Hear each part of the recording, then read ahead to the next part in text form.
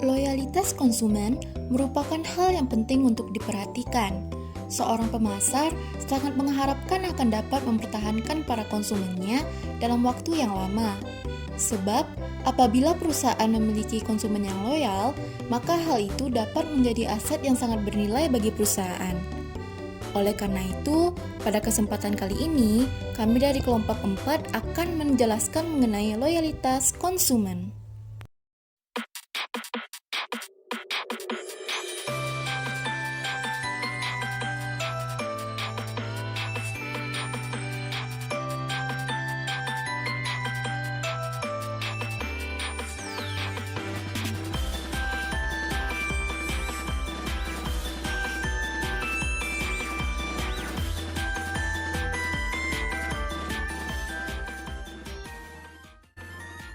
Loyalitas konsumen merupakan suatu ukuran kesetiaan dan komitmen dalam menggunakan suatu merek produk atau merek jasa yang dapat memenuhi kebutuhannya, dan konsumen mempunyai kemampuan untuk mendapatkannya.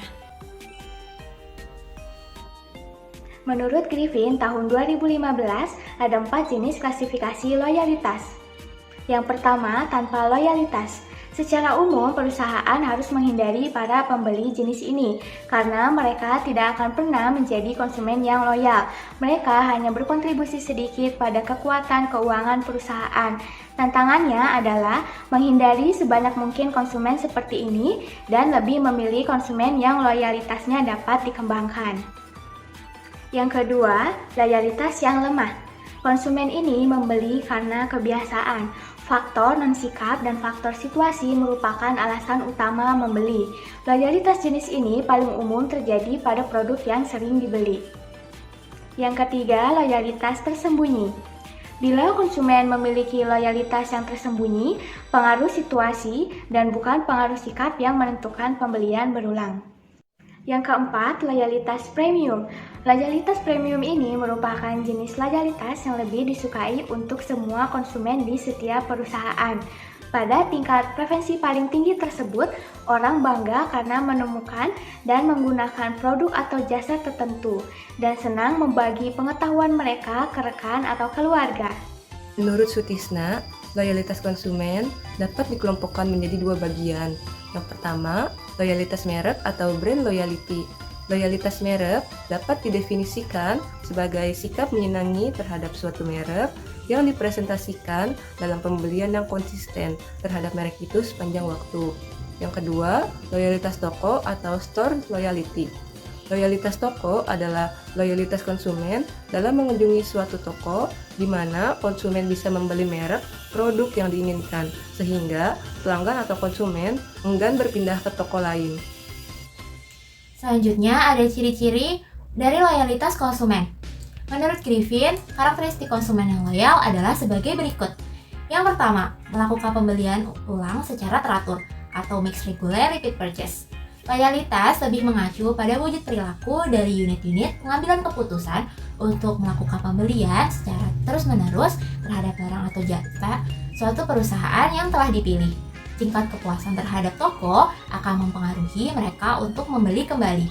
Yang kedua, membeli di luar lini produk atau jasa, atau purchase across product and service line. Membeli di luar lini produk atau jasa artinya keinginan untuk membeli lebih dari produk dan jasa yang telah ditawarkan oleh perusahaan. Pelanggan yang sudah percaya pada perusahaan dari suatu urusan, maka akan percaya juga untuk urusan yang lain. Yang ketiga, mereferensi toko kepada orang lain.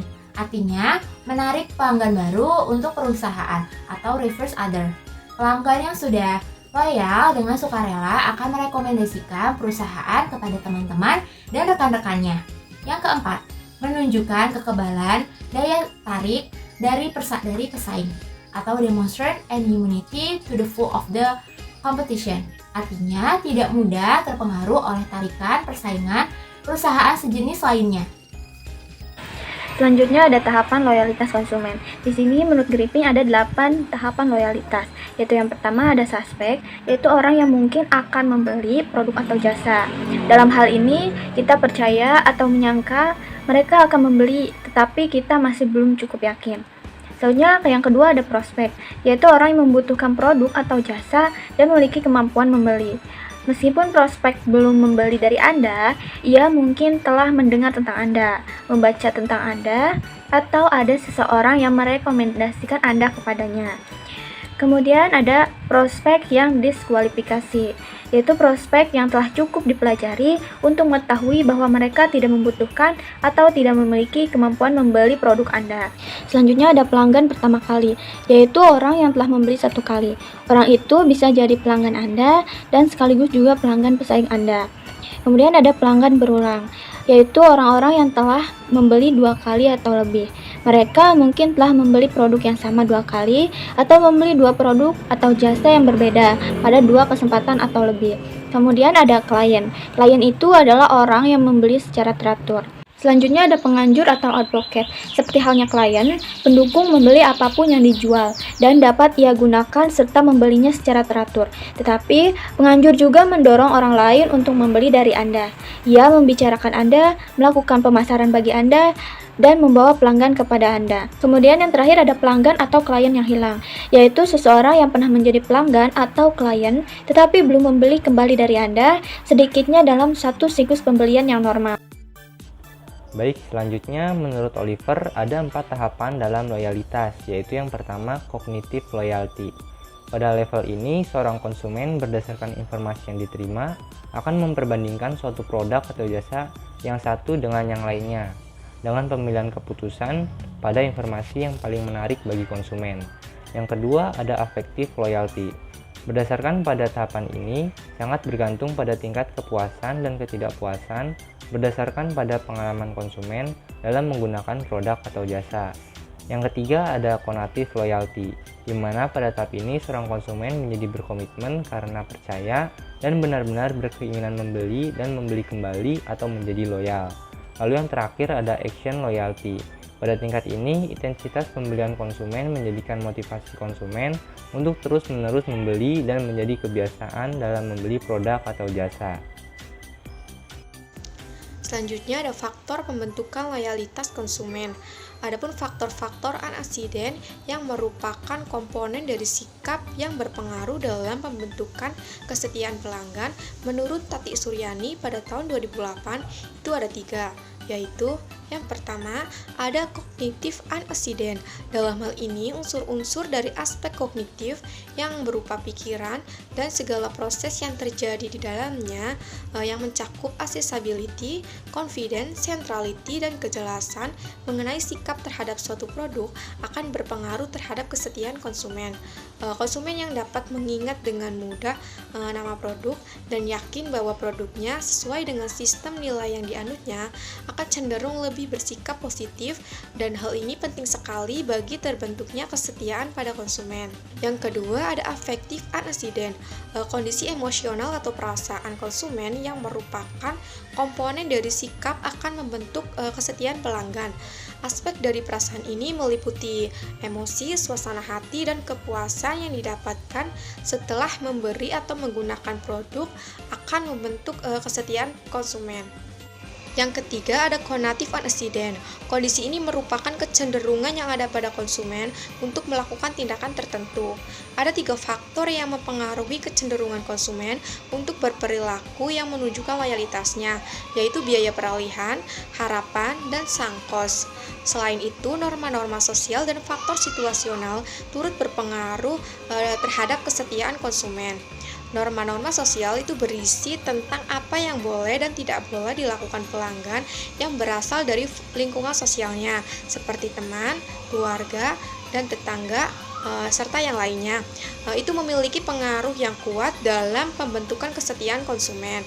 Seorang konsumen dapat dengan tiba-tiba menghentikan pembelian ulang atau enggan menyampaikan aspek positif dari suatu objek tertentu karena teman dekatnya kurang menerima objek tersebut. Sedangkan faktor situasional yang merupakan kondisi yang relatif sulit dikendalikan oleh pemasar dalam kondisi tertentu itu memiliki pengaruh yang cukup besar. Pak, tinggal diklik. Sudah di depan ya, Bu? Ya, Pak, tunggu sebentar. Nah, di sini Contoh dari loyalitas konsumen adalah loyalitas konsumen pada pengguna Gojek. Gojek merupakan sebuah fenomena baru dalam perkembangan industri jasa saat ini. Konsep Gojek berawal dari sistem transportasi ojek yang sudah ada sebelumnya. Dengan menerapkan sistem online, ojek bertransformasi menjadi transportasi yang sangat dibutuhkan. Gojek pada saat ini telah mengalami perkembangan yang cukup signifikan.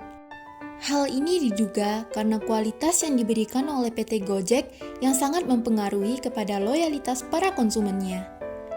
Pelayanan yang ditawarkan adalah 5, yaitu GoRide, GoFood, GoMart, dan GoSend, serta GoBox.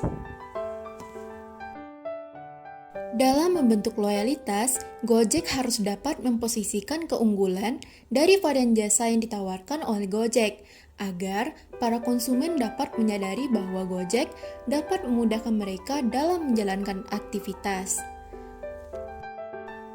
Kesan pada pembelian awal pun dapat mempengaruhi adanya loyalitas pelanggan, karena pada pembelian awal akan timbul kesan positif atau negatif terhadap produk, sehingga disitulah kesempatan yang dapat dilakukan Gojek untuk menumbuhkan loyalitas konsumen. Selanjutnya, evaluasi pasca pembelian. Di sini, timbullah rasa kepuasan atau ketidakpuasan yang akan menjadi dasar pertimbangan untuk beralih atau tidaknya pada produk lain. Jika pelayanan yang diberikan Gojek dapat menimbulkan kepercayaan dan juga memuaskan pelanggan, maka dari itu konsumen akan bersedia untuk berlangganan atau membeli ulang. Dan juga mereka akan cenderung akan merekomendasikan Gojek kepada orang lain. Dalam hal ini, untuk menjaga loyalitas konsumen tetap stabil, sebaiknya Gojek lebih sering mempromosikan layanannya agar citra perusahaan dapat lebih terangkat dan pelanggan pun akan tidak mudah terpengaruh isu-isu negatif perusahaan yang dapat menurunkan tingkat loyalitas pelanggan terhadap Gojek.